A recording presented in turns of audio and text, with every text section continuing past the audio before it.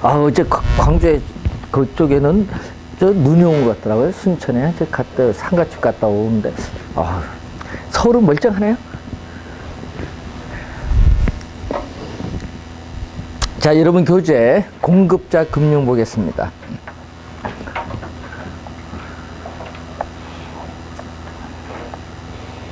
또 우리가 매년 출제되는 니츠가 이제 있죠.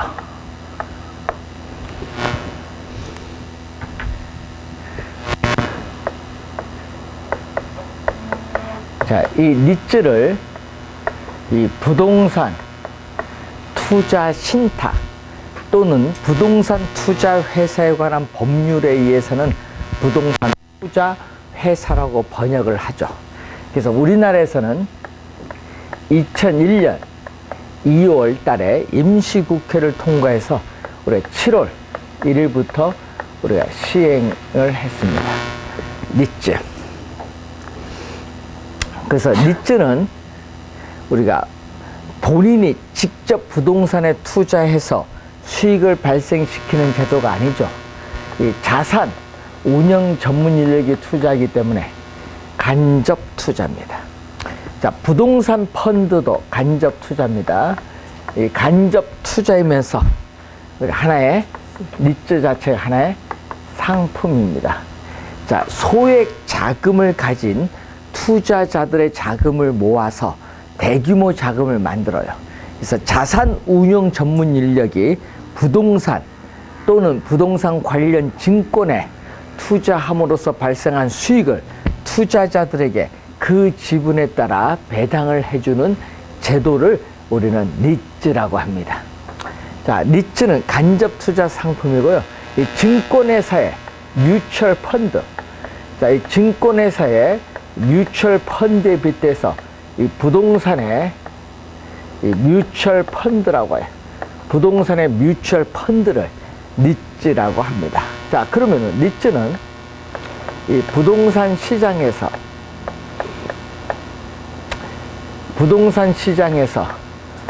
우리는 위치가 고정되어서 움직일 수 없는 이 부동산을 담보로 한 주당 5,000원인 이 소액화 표준화된 주식을 발행을 하죠. 자, 이 담보로 주식을 발행하는데 이 주식은 이 금융 자산이 되겠죠. 이 부동산을 주식이라는 금융 자산으로 만들어서 이 자본시장에서 우리가 유통을 하게 됩니다. 그래서 이 부동산 시장과 이 자본시장을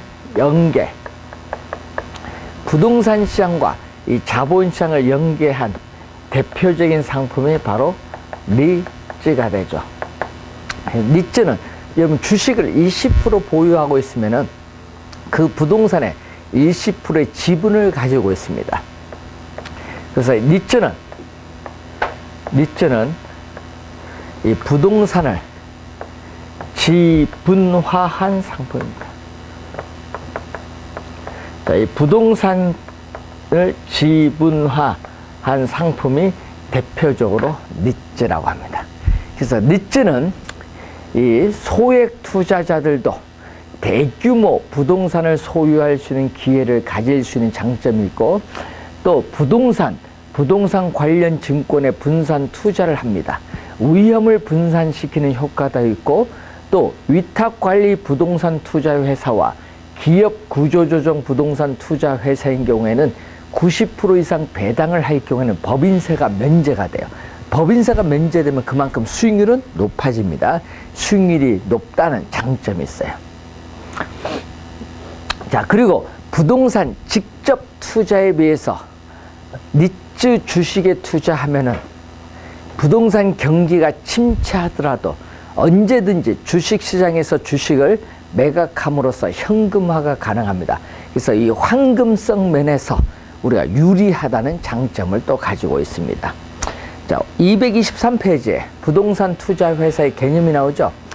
자, 이 부동산 투자 회사의 개념을 보면은 이 자산을 부동산에 투자하여 운영하는 것을 목적으로 부동산 투자 회사에 관한 법률에 의해서 설립된 회사를 부동산 투자 회사인데 세 가지가 나오고 있어요.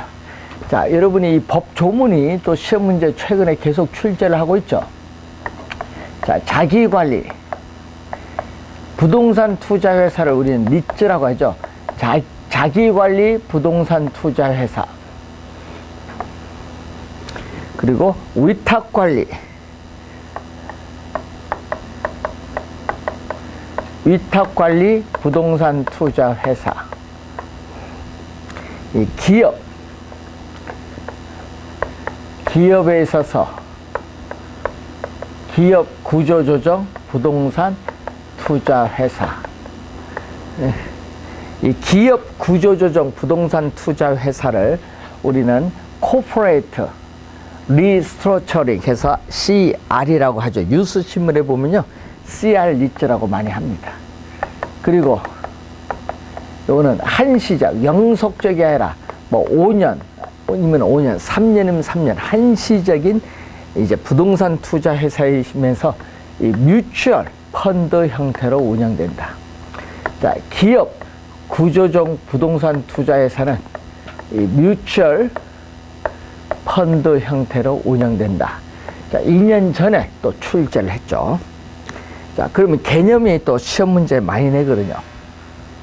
자, 우선은 이 개념이 출제를 많이 하는데 그 중에서도 자기관리 부동산 투자 회사, 이 개념을 우리가 출제를 벌써 정답을 한 3번 물었어요. 진짜 중요해. 그럼 자기관리 부동산 투자 회사의 개념 보면요, 이 자산 운용 전문 인력을 포함한 임직원을 상근으로 두고 자산의 투자 운영을 직접 수행하는 회사. 그 짐을 벌써 4번 출제했어요. 상당히 중요합니다. 자, 그리고 개념 잘 봐두시고, 그래서 회사는 어떻게 돼요? 전국의 본점 외에 지점을 설치할 수 있고, 이 직원을 고용하거나 상근 임원을 둘 수 있는 무슨 회사? 이것을 실체회사. 실체회사입니다.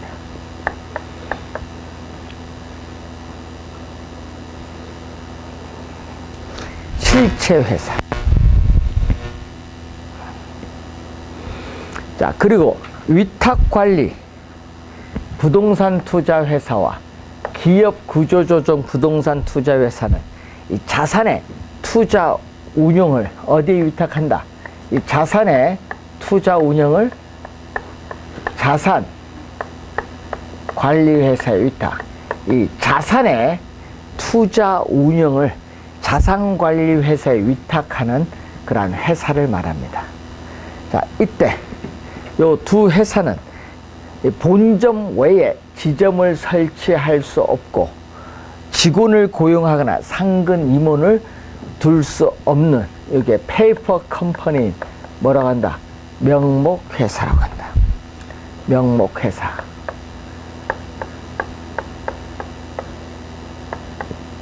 페이퍼 컴퍼니인 명목회사다.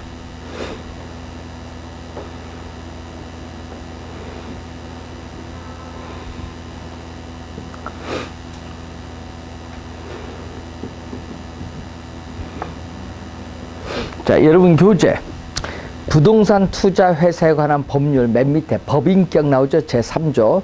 자, 2항 볼까요? 부동산 투자 회사는 2법. 부동산 투자 회사에 관한 법률에서 특별히 정한 경우를 제외하는 상법의 적용을 받는다. 왜? 상법상 주식회사니까. 3항 보시면은 부동산 투자 회사는 그 상호에 부동산 투자 회사라는 명칭을 사용하여야 한다. 하여야는 반드시라는 얘기입니다. 자, 그리고 5조 봅니다. 부동산 투자 회사의 설립과 관련해서 부동산 투자 회사는 주식회사이기 때문에 발기 설립의 방법으로 하여야 한다. 반드시. 2항 보세요. 부동산 투자 회사는 현물 출제에 의한 설립을 할 수 없다. 없다의 동그라미. 시험에 잇따로 출제를 많이 합니다. 자, 설립 자본금. 이것도 많이 출제하죠. 자, 부동산 투자 회사의 설립 자본금인데 자기관리 부동산 투자회사는 얼마? 10억 원 이상으로 하고, 위탁관리 부동산 투자회사와 기업 구조조정 부동산 투자회사는 얼마? 5억 원 이상으로 하죠. 자, 우선 또 많이 출제가 되는 내용이고, 이 최저 자본금이죠. 자, 10조 보세요. 이 영업인가를 받은 부동산 투자회사의 최저 자본금이 10조가 나오죠. 자, 이때 이 영업인가를 받은 날부터 6개월까지를 최저 자본금 준비 기간이라고 하는데, 영업인가를 받은 날부터 6개월이 지난 자기관리 부동산 투자회사에 우리는 자본금은 얼마? 70억 원 이상이 돼야 되겠고, 위탁관리 부동산 투자회사와 기업 구조조정 부동산 투자회사는 각각 얼마? 여기는 50억 원 또 이상이 되겠죠. 그래서 최저 자본금은 여기는 70억 원, 여기는 얼마? 50억 원이 되겠죠.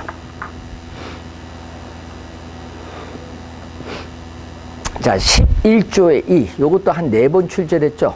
위탁관리 부동산 투자회사는 본점 외에 지점을 설치할 수 없으며 직원을 고용하거나 상근 임원을 둘 수 없다. 상당히 많이 나온 지문이죠. 작년에 또 출제했습니다. 자, 14조의 8 보세요. 14조의 8은 주식 공모인데, 주식 공모에서 기업 구조조정 부동산 투자회사는 의무사항이 아니다. 요 두 개에 대해서 성립하죠. 뭐가 나와요? 그 2항 보세요. 2항. 부동산 투자회사는 영업인가를 받은 날부터 1년 6개월 이내에 발행하는 주식 총수의 100분의 30% 이상을 일반의 청약에 제공해야 된다. 하이하는 반드시거든요. 몇 프로? 발행하는 주식 총수의 몇 프로? 30% 이상.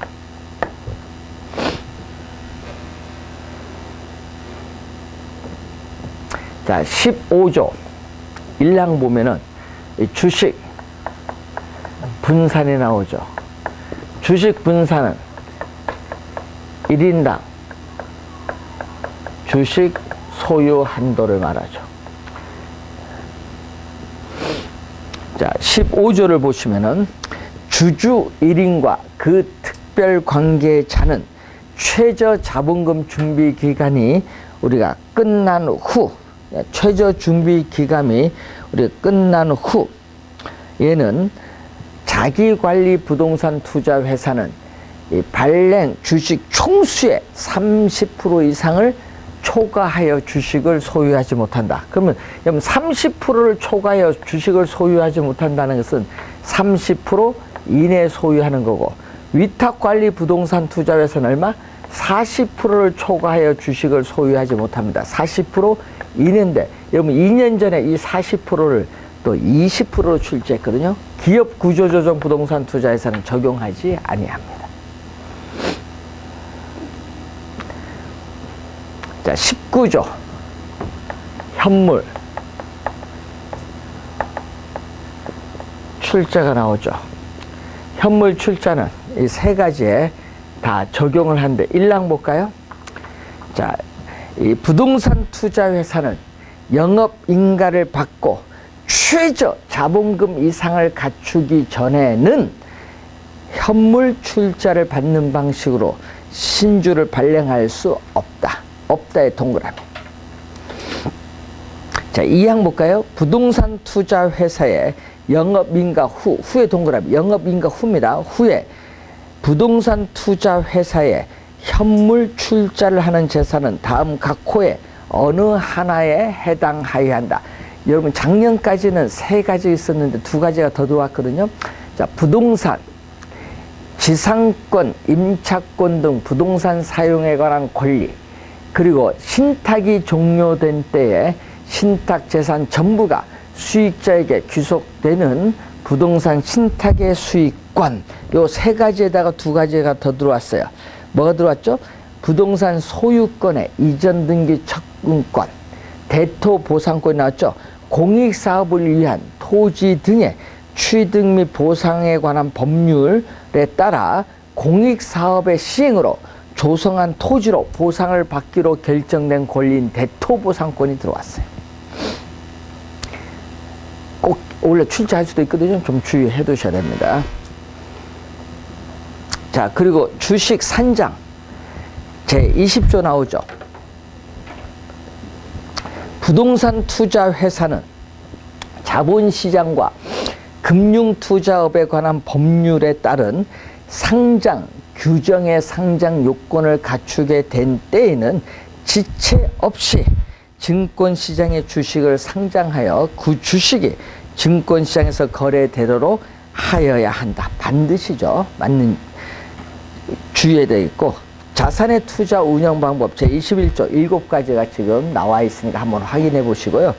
자, 그리고 22조의 3 자산관리회사 인가가 나오죠. 자산관리회사를 설립하려는 자는 국토교통부 장관의 인가를 받아야 한다. 인가입니다. 자, 우선 내용이 있죠. 자본금이 얼마? 70억 원 이상일 것. 그리고 자산운영 전문 인력을 대통령령으로 정하는 수이상 상근으로 둘 것. 자, 그리고 23조 보시면은 부동산 투자 자문회사의 등록 나오죠. 부동산 투자 회사의 위탁으로 그 자산의 투자 운용에 관한 자문 및 평가 등의 업무를 하려는 자는 국토교통부 장관에게 등록해야 됩니다. 등록입니다. 이거는. 자, 조건 있죠. 자본금이 5억 원 이상으로서 대통령령으로 정하는 금액 이상일 것. 또 자산운영 전문 인력을 대통령령으로 정하는 수 이상 상근으로 둘 것. 두 가지가 있습니다. 자, 처분에 대한 제한이 나오죠. 부동산 투자 회사는 부동산을 취득한 후 5년입니다. 5년의 범위에서 대통령령으로 정하는 기간 이내에는 부동산을 처분하여서는 안 된다. 그래서 대통령령에는 주택 아닌 부동산은 1년 이내에 처분하여서는 안 됩니다.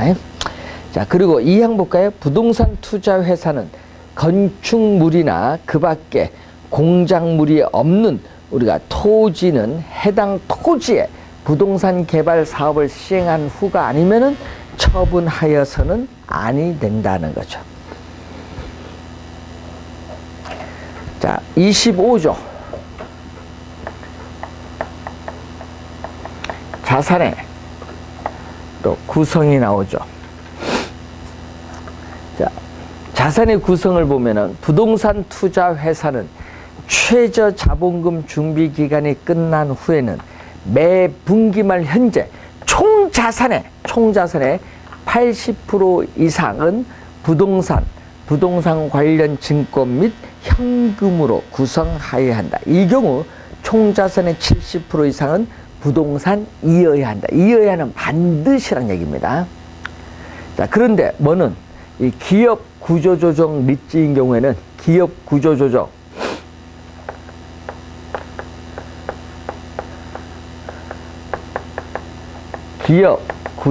부동산이 70% 이상이 돼야 되겠죠.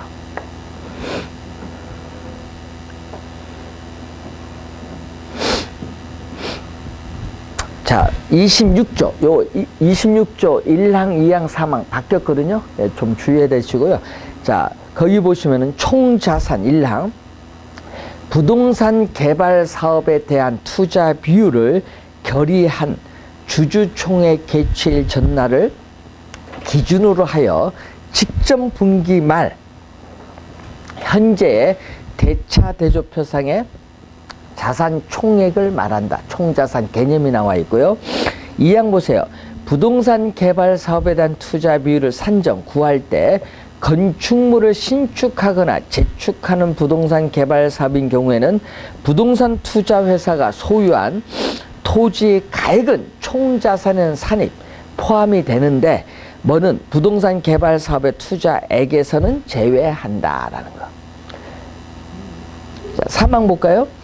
부동산 투자 회사가 부동산 개발 사업에 투자하려면 개발 대상 토지, 개발 방법, 그 밖에 대통령령으로 정하는 사항이 포함된 사업 계획서를 작성하여 부동산 투자 자문회사에 평가를 거쳐야 하며 부동산 투자 자문회사가 작성한 평가서를 부동산 개발 사업에 투자하기 1개월 전 밑줄. 여러분 10일이 아닙니다. 1개월 전에 국토교통부 장관에게 제출하여야 한다. 반드시. 요게 1, 2, 3항이 바뀌었거든요. 작년에. 그래서 좀 주의해야 됩니다. 작년에 바뀌었기 때문에.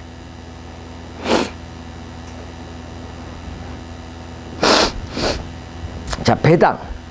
1항 볼까요? 부동산 투자 회사는 해당 연도 이익 배당 한도의 90% 이상을 주주에게 배당하여야 한다. 이 경우 이익 준비금은 적립하지 아니한다. 자, 2항 볼까요? 제1항에도 불구하고 자기관리 밑줄. 자기관리 부동산 투자 회사인 경우 2016년 12월 31일까지 해당 연도 이익 배당 한도의 50% 이상을 주주에게 배당하여야 하며 이익 준비금을 적립할 수 있다.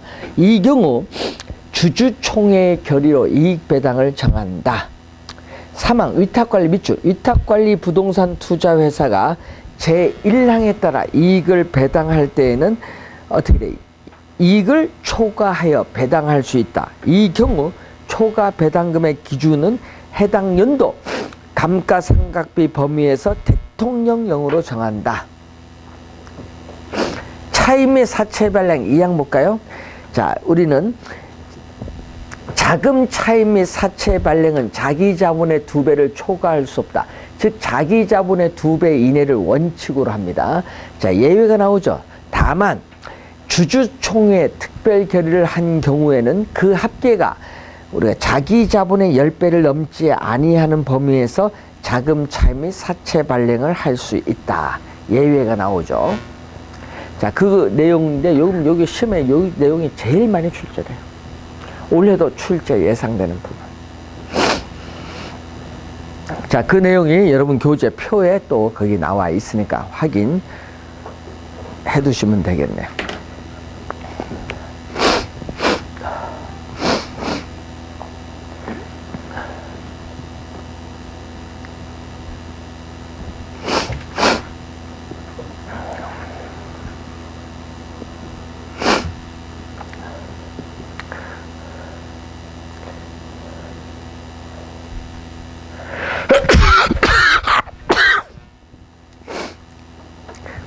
상갓집에 추위 떨다가 감기만 걸렸네.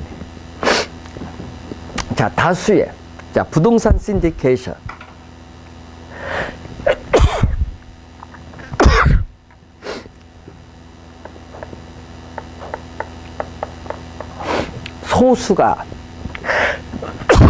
소수가 아니라 다수의 소액 가진 투자자들의 자금을 모아요.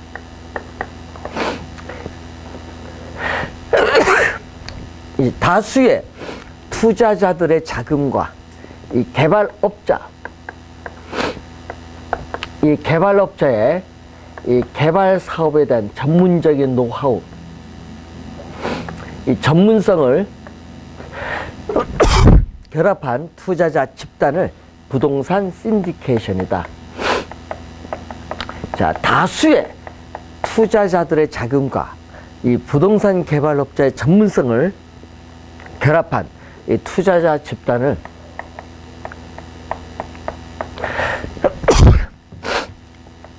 부동산 신디케이션이라고 해요. 자, 여러분 부동산 신디케이션은 여러분 앞에서 뭐라고 했죠? 지분 금융 방식에 의해서 자금을 조달한다. 작년에 출제했었죠? 자, 부동산에 대해서 뭐 한다? 직접 투자를 하는 거예요. 투자자들이 자금을 모아서 직접, 간접 투자가 아니라 여기는 직접 투자 방식이다. 이때 다수의 투자자들은 투자한 자금 한도 내에서 책임을 지는 유한 책임사원, 회사를 조직하고 경영하지 않기 때문에 유한 책임사원인 투자자는 우리는 수동적 투자자. 자, 그래서 개발업자는 우리는 개발 사업에 대해서 무한대를 책임지죠. 무한 책임 사원. 회사를 우리가 조직하고 경영을 합니다. 그렇기 때문에 관리, 예? 운영에 책임을 지는 뭐죠? 이건 능동적 투자자. 미국에서는 이 부동산 신디케이션의 대표적 형태는 이 두 가지를 결합한 이 파트너십이라고 하죠. 파트너십. 이것을 우리는 기업의 형태로 번역을 하면은 합자 회사라고 하죠. 합자 회사. 부동산 신디케이션의 대표적 형태고요. 이때 자금을 모집을 할 때는 우리는 개별 모집, 개발 사업의 규모가 작을 때는 개별 모집을 하는 사모 방식을 하고, 개발 사업의 규모가 클 때는 공개 모집을 하는 공모 방식에서 자금을 조달합니다. 자, 이 부동산 개발 사업인 경우에는 이 개발업자 자신이 우리는 신디케이터가 되는데, 이 신디케이터로서는 부동산 개발 회사, 뭐 니츠 회사, 건설 회사일 수도 있다, 이렇게 보시면 되겠습니다.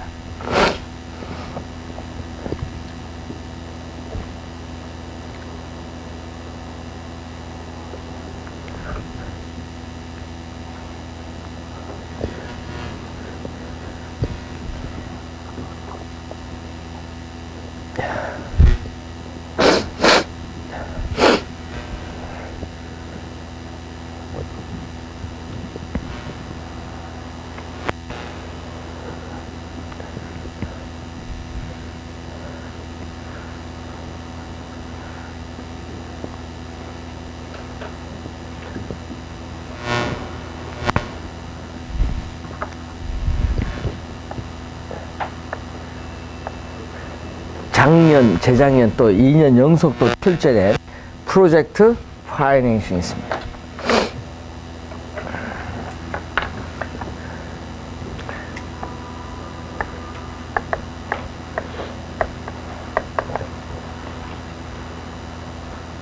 자, 파이낸싱은 금융이라고 하거든요. 프로젝트 파이낸싱은 프로젝트 금융이라고 합니다.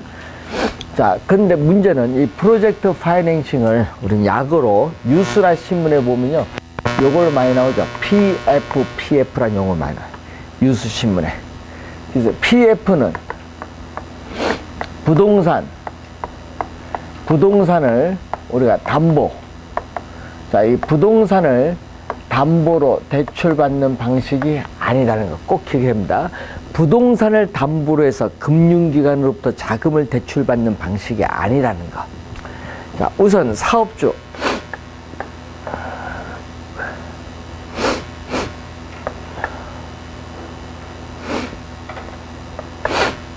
사업주인.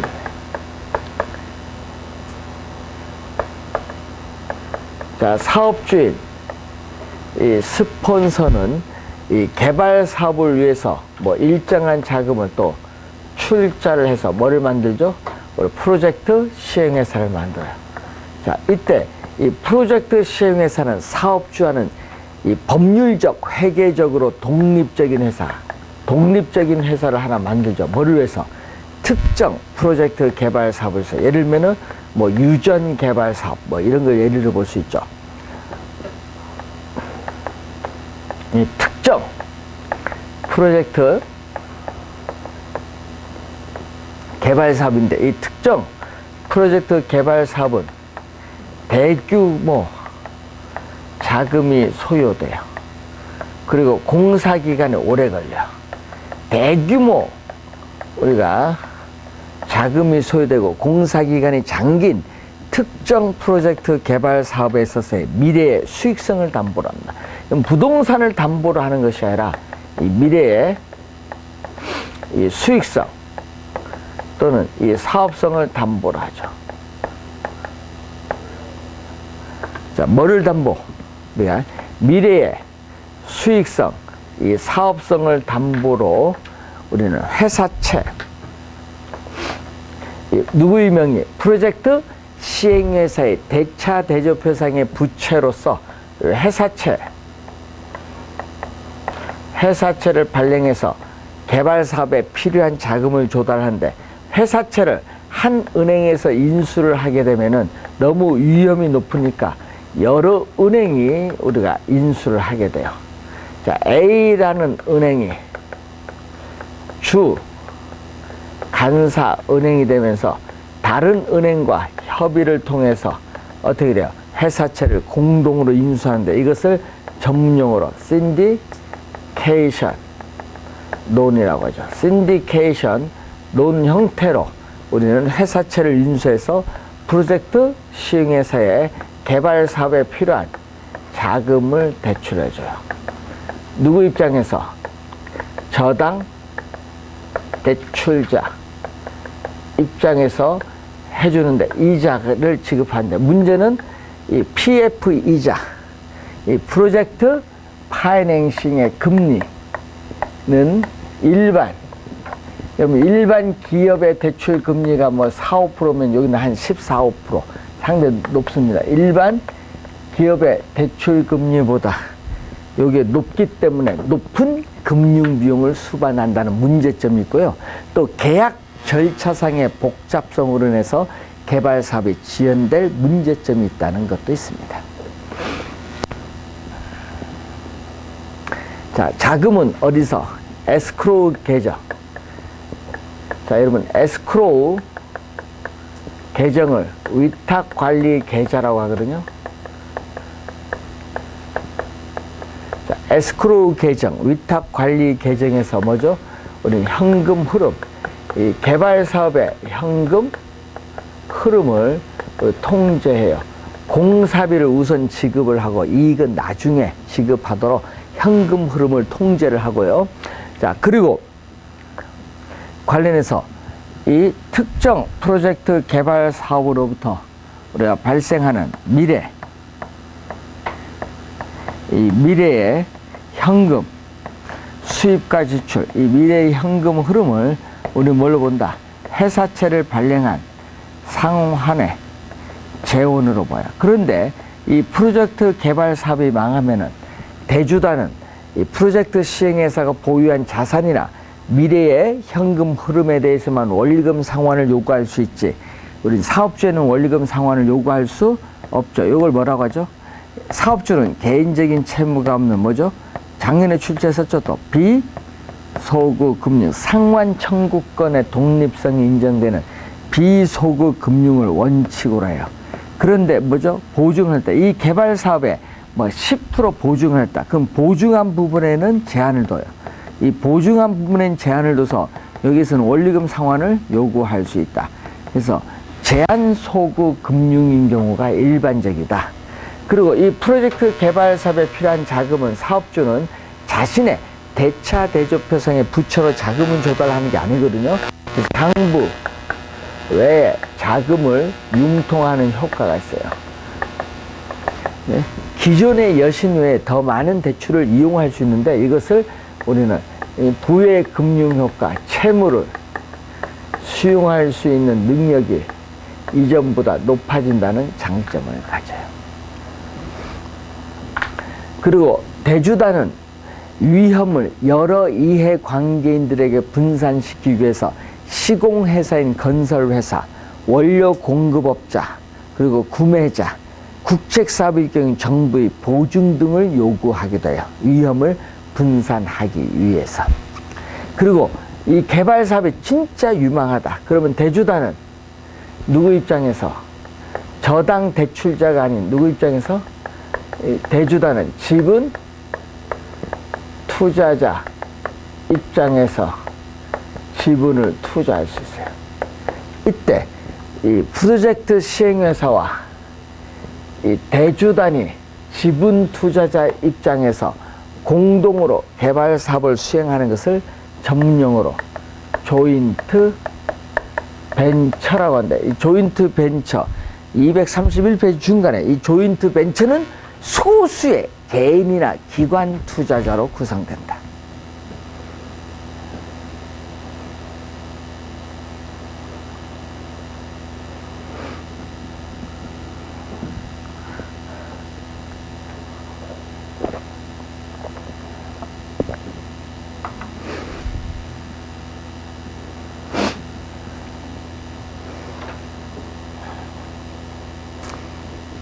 자, 부동산 펀드 234페이지에 자, 이 부동산 펀드, 여러분 펀드 한번 가입해봤죠? 예? 이익지만 원금 손실이 나올 수도 있거든요. 이 펀드도 자본시장과 금융투자업에 관한 법률에 의한 부동산 펀드는 부동산 집합투자기구를 펀드라고 해요. 이 펀드도 직접 투자 상품이 아니라 간접 투자 상품이라는 걸 명심해 주도록 합니다. 간접 투자 상품.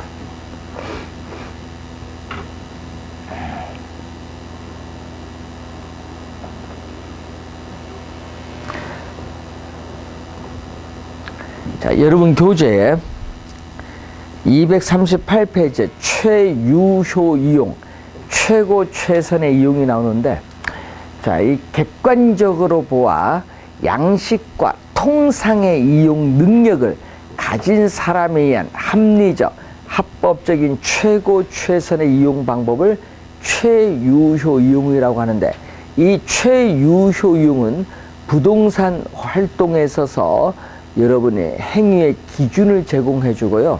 여러 가지 대안적 이용 가운데서 어느 이용을 해야 되느냐, 이 토지 이용에 있어서의 우선순위를 결정하는 기준이 최유효 이용입니다. 그래서 최유효 이용을 보면은 우선 합리적 이용, 뭐 투기적 이용이나 불확실한 미래 이용이 돼서는 안 되죠. 합리적 이용, 합법적 이용, 설계 시공 등 물리적으로 채택 가능성이 있어야 되고, 이 경험적 증거로서 최대의 수익을 창출할 수 있는 이용이 우리는 지지되어야 합니다. 4가지 조건이 있죠. 작년에 또 출제를 또 한 개념이 되겠습니다. 자, 그리고 여러분 교재 240페이지 보시면은 토지 이용의 집약도 수식이 나오죠.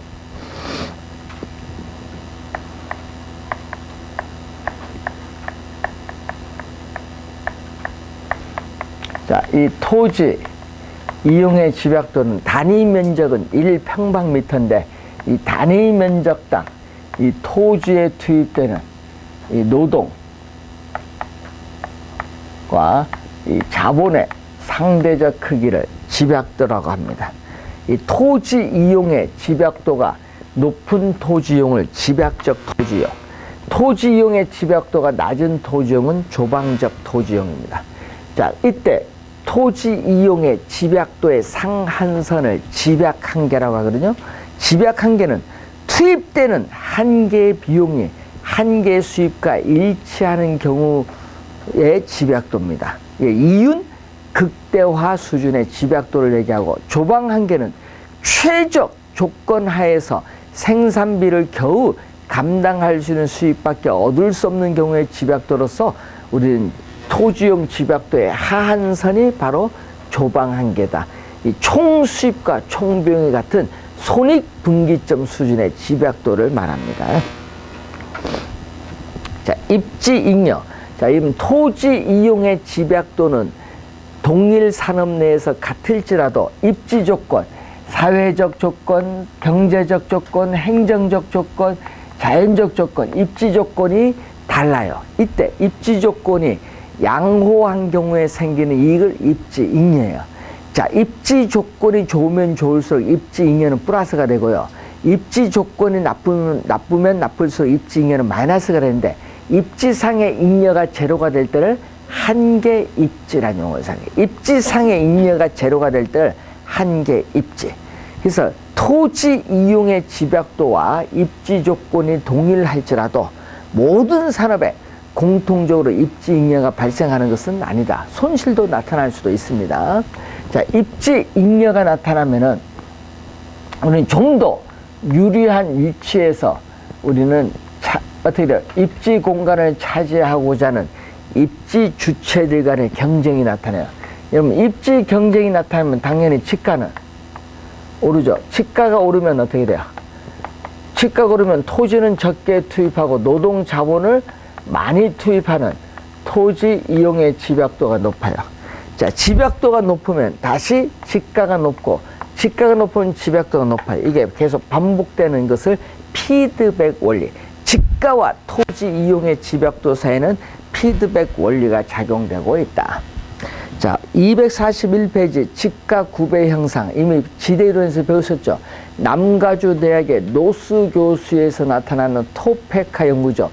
미국 캔자스주의 조그만 소도시인 토페카의 지가 구조를 실증 분석했을 때 도심에 가까울수록 지가는 우뚝 솟고 외곽으로 갈수록 지가는 급격하게 저하되는 형상을 지가 구배 형상이라고 합니다. 지가 구배 형상.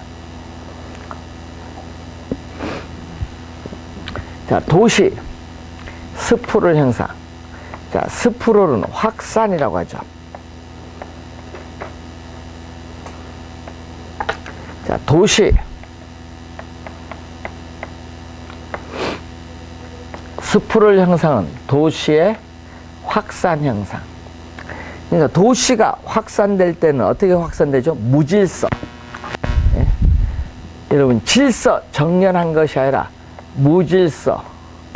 또 계획성 있는 개발이 아니죠. 무계획적.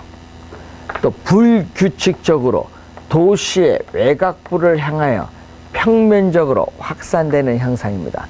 외곽으로 활성할 때는 주거지역만 가는 것이 아니라 상가, 점포, 공장도 가죠.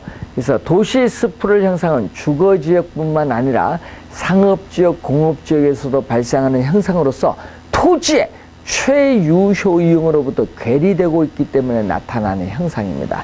그래서 지가의 수준은 지역의 특성에 따라 다르겠지만 일반적으로 표준적 수준 이하를 말하고 밀도 수준은 합리적 수준 이하입니다. 그래서 스프롤의 유형 보면은 합리적 밀도 수준 이상으로 인접 토지를 잠식해 나가면서 외곽으로 확산되는 고밀도 연쇄개발 방식, 또 합리적 밀도 수준 이하로 인접 토지를 잠식해 나가면서 외곽으로 확산되는 저밀도 연쇄개발 방식, 또 간선도를 따라서 스프롤이 전개되는 형상. 개구리가 이렇게 뛰는 것처럼 도시 중간중간에 빈 공지를 남기면서 외곽으로 확산되는 개구리 뜀뛰기 개발, 이것을 비지적 개발이라고도 하죠. 이러한 도시 스프롤 형상을 방지하기 위해서는 어떻게 도시의 수평적 확산을 억제하는 개발 제한 구역을 지정하는 것이 좋겠다. 이런 얘기죠. 자, 침입적 토지요. 자, 여러분 어떤 지역에 새로운 인자가 들어오는 것을 침입이야. 그래서 들어와서 기존의 토지 이용 주체가 새로운 토지 이용 주체로 바뀌는 형상을 침입적 토지 이용이라고 합니다. 왜 들어오느냐? 이 지역의 지가가 아주 낮든지 아니면 개발 계획이 예정돼 있다든지 강한 흡인력을 가지고 있어야 돼요. 들어오면 이 지역에 이미 살고 있는 기존 원주민들의 저항을 초래할 수도 있고, 이 지역의 지방자치단체에서의 개발에 대한 어떻게 행정적 규제와의 관계도 고려해서 침입이 이루어져야 한다는 겁니다. 직주분리. 자, 도심의 사무실에 직장을 가지고 있는 근로자가 도시 외곽에 주택을 두려는 형상이죠. 자, 원인은 도심의 지가가 너무 비싸다, 주거 환경이 악화되고, 또 도시 외곽으로의 전철 등이 연장되어 교통체계의 발달 등이 원인이 돼서 그 결과 도심의 공동화 형상이죠. 도심에서의 주간 인구는 많은데 야간은 교외로 퇴근하니까 텅텅 비는 도심의 공동화 형상이고, 교외는 어떻게 배드타운화, 침상 도시화가 이루어집니다. 근데 외곽으로 도심으로 출근하는데 교통체증이 발생하죠. 이 교통체증이 원인돼서 나타나는 직주 접근입니다. 그래서 낡고 노화된 건물을 철거해서 새 건물로 교체하면 그 건물은 저소득층이 못 살고 중고소득층이 살게 되는 형상인데, 이것을 우리는 젠트리피케이션, 도시 회춘화 형상이라고 해요. 젠트리피케이션, 도시 회춘화 형상, 또는 도심 재활성화라는 용어를 사용합니다.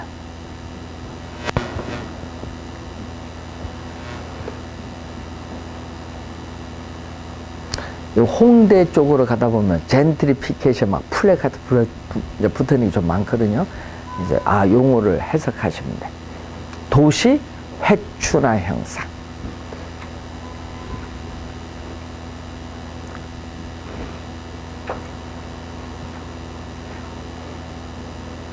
자, 지금 저희들이 이제 30개 중요 부분 했는데, 여러분 그 질문 오는 분들이 이런 게 있더라고요. 이제 우리 번호를 40개 적어 드리는데, 이 40개 중 그걸 다 공부하면요, 시간 많이 걸려요. 우리 70점만 맞으면 돼요. 그러니까 40개 적어 준 것 중에서 아무리 봐도 나는 이 부분은 진짜 어렵다. 그럼 틀리면 돼요. 공부 안 하면 돼요. 그게 몇 개? 12개를 포기할 수 있어. 28개만 공부해도 70점이에요. 그것만 잘하면 돼.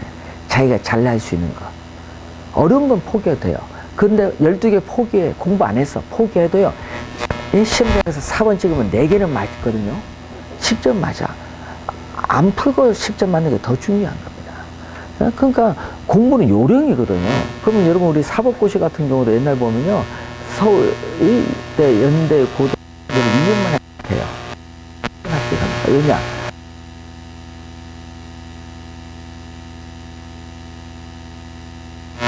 여러분도 공부할 때 합격이니까 여러분 수준만 공부하면 돼. 합격할 수준만.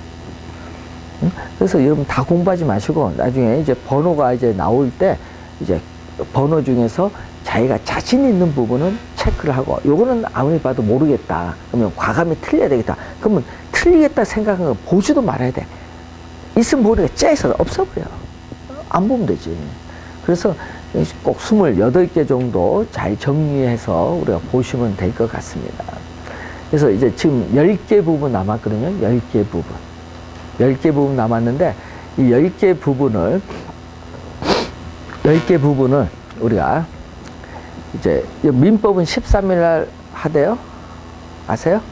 13일 날 계약법하고 민사특별법 하는데, 다음 주에 우리 강의할 때 이 부동산 지금 이제 그 다음 개발이거든요. 이 개발부터 감정평가 방식까지 해서 우리가 7시간에 걸쳐서 정리를 하거든요. 그게 부분에서 여러분이 한 10문제 나오는 부분을 정리를 합니다. 근데, 예? 지금 책 다 뗀 거지 뭐. 아까 했잖아. 번호는 40개 해줘야 되니까. 그런데 문제는 하고, 이제, 저희들 또 촬영하는 부분이 있어서, 그거는 뭐, 이제 그것 때문에 지금 사무소 강의는 하지 않는 것 같은데, 하여튼 다음 주 토요일 날, 이제 아침 10시부터 6시까지 강의를 합니다. 근데, 그리고 그 다음 주부터는 저희들이 이제 여러 문제집 저희들 녹화를 해야 되거든요. 이제 또 듣는 분이 있어서, 녹화인데 혹시 여러분이 뭐, 문제집 강의를 듣고 싶다. 그 문제집 강의를 듣고 싶다. 문제 풀면서 이론 또 설명하잖아요. 그러면 더 이론이 더 쉽게 느껴질 수도 있어요. 예, 그거 듣고 싶으시면은 시간표 이제 있죠. 그걸 확인하셔서 저희들 좀 개론 같으면 토요일 정도 할 텐데, 그래서 그 시간표 민법은 언제예요? 뭐 수요일 이렇게 할 텐데 한번 확인해서 들어와서 들으셔도 돼요. 혼자 저희들은 강의하는 것보다 여러분 있는 게 낫지. 그래서 막 혹시 문제집 강의 듣고 싶으면은 3월 다음 주 말고 그 다음 주부터 강의할 때 한번 확인하셔서 들어오셔서 수업 들으셔도 돼요. 저는 여기서 할 거거든요. 저 미아에서 강의할 게 아니라 저는. 그러니까 동묘 오셔 들으셔도 되고, 그 강의실 배정이 있기 때문에 한번 보면서, 다른 과목은 몰라죠. 미아에서 하신 분도 있으니까. 그래서 한번 그렇게 들으시면 될 것 같아요. 자, 오늘 좀 여기 기침이 나서 이게 좀 촬영하는데 애로사항이 있어요. 오늘 여기까지.